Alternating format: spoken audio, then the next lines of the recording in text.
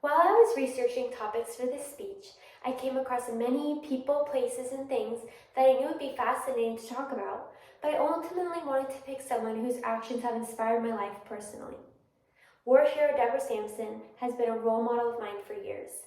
Deborah Sampson is a great inspiration for any man or woman who struggle with their purpose or place here on this earth because of the stereotypes and standards of society. And if we're being honest with one another, we have all struggled with that a time or two. It was not until 1948 when President Truman signed the Women's Armed Services Integration Act and put into place that women were allowed in the military. However, Deborah Sampson knew she had a calling to fight for the land and the people that she loved. Because of this, she took a massive leap of bravery, disguised herself as a man, and enlisted during the time of the Revolution. The deeper I dive into this woman's history, the more in awe I become of her courage and her stubbornness to fight for what she believed was right. It might not have been right in the eyes of society, but in her heart, she knew it was right. Deborah Sampson has rightfully earned the title of a war hero, as she disguised herself as a man and enlisted during the Revolution, became the first woman to receive a pension for her military service, and was the first female to go on a national lecture tour of the United States. As mentioned before, during this time, women had no right in the military. All of their duties were off the battlefield. This included things as tending to wounded soldiers, taking care of the children in the household, and providing supplies, necessities, and food for the soldiers. However, Deborah Sampson was called on a much different path. Sampson disguised herself from head to toe with things such as large jackets,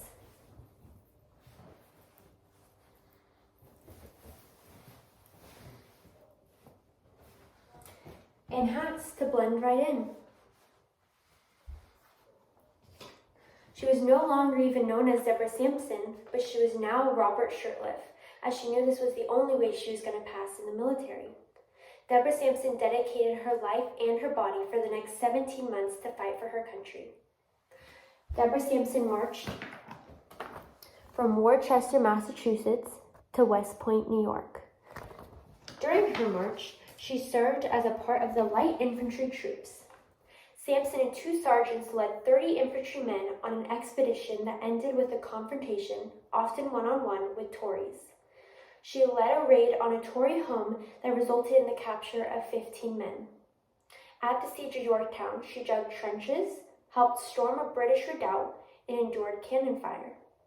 During her time in the service, she endured 2 serious injuries. These are the weapons that she endured. She took a heaping gash on her forehead and a pistol to her left thigh, where she extracted the pistol ball from her thigh with her bare hands.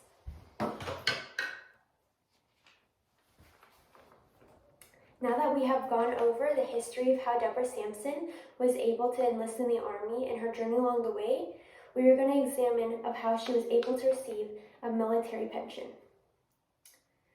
Once she became gravely ill during her service, she knew she had to go to the hospital to receive medical treatment. While her time at the hospital, her true identity was discovered. Once her gender was revealed, she received an honorable discharge and was released from her position.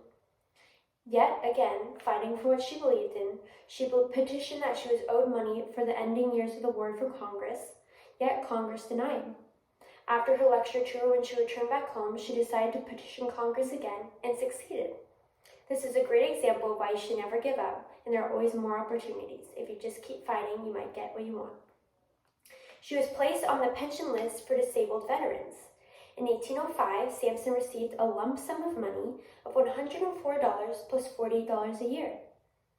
Thereafter, in 1818, she gave her disability pay and replaced it for a general pension of $96 a year. As you can see, Deborah Sampson was a woman of many firsts, including being the first woman to go on a national lecture tour of the United States. Once she was released from her position, the name of Deborah Sampson was spread everywhere. A story of her life was written in 1797 by Erman Mann, entitled The Female Review or Memoirs of an American Young Lady. Deborah Sampson was very passionate about her voice being heard, and she embarked on a year-long lecture tour telling people about her stories and experiences.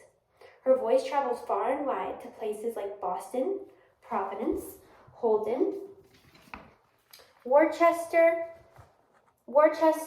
Boston, and New York City. all in the area right here.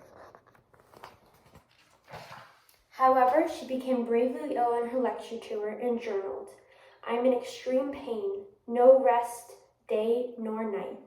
Yet she pushed through and managed to finish her lecture circuit. She was a woman who made sure her tasks were all complete before she took a rest. We have gone over 3 main reasons why Deborah Sampson has taken the name as a war hero. Let's recap. She disguised herself as a man and enlisted during the Revolution, became the first woman to receive a pension for her military service, and was the first female to go on a national lecture tour of the United States. After seeing and hearing about the brave thing Deborah Sampson has done, would you be willing to take a leap that big if it meant you were standing up for what you believe in? Thank you so much for listening to my